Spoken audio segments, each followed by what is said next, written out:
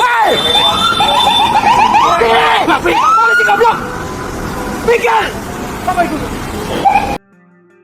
Sebuah video yang menggambarkan sebuah mobil patroli pengawalan memepet rombongan PM Laos salah satunya peserta KTT ASEAN 2023 viral di media sosial. Saking jengkelnya sampai-sampai ada anggota Polri yang meneriaki si sopir patwal dengan umpatan goblok. Anggota yang berteriak polisi goblok itu ternyata Komisaris Besar Polisi Latif Osman, Direktur Lalu Lintas Kepolisian Daerah Metro Jaya, pria kelahiran Kebumen, Jawa Tengah pada 10 Agustus 1973 itu adalah alumni Akpol Angkatan 1995. Sebelum bertugas di Polda Metro Jaya, perwira penegak Polri itu menjabat sebagai Direktur Lalu Lintas Polda Jatim.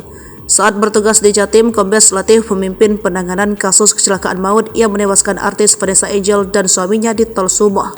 Kombes Latif kini jadi sorotan setelah video mobil patwal nyaris menyenggol rombongan PM Laos viral di media sosial. Dalam video, terlihat iring-iringan kendaraan rombongan PM Laos berjalan di jalur lurus di Jalan Jenderal Sudirman menuju Muhammad Tamrin Rabu 2 hari lalu. Rombongan tersebut dikawal patwal bermobil dan bersepeda motor layaknya pengawalan presiden. Di pinggir jalan, sejumlah petugas menghentikan semua kendaraan agar tidak mengganggu rombongan delegasi KTT ASEAN itu. Entah bagaimana, sebuah mobil patwal lalu nongol dari jalur berbelok dan nyaris menyerempet kendaraan rombongan PM Laos. Kombes Latif yang ada di lokasi mengamankan lajur rombongan PM Laos spontan mendapat patwal yang nyelonong itu dengan kata goblok. Mobil patwal itu akhirnya menepi.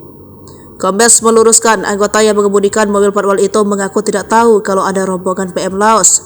Saat itu, si pengemudi buru-buru untuk melaksanakan tugas keamanan Presiden Jokowi.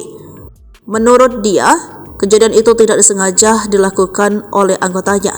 Jadi setelah itu dia langsung minggir berhenti, setelah tahu dia langsung minggir berhenti, ujar Latif.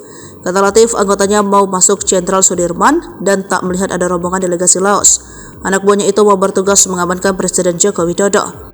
Bukan karena sengaja, tapi dia terburu-buru karena dia punya tanggung jawab mau mengamankan jalur presiden kita. Jadi kini itu anggota saya pada saat itu memang dia mau berpindah pos karena mau ngejar pengamanan jalannya Presiden RI, kata Latif. Latif mengaku telah memberikan sanksi teguran kepada anak buahnya yang menerobos iring-iringan PM Laos.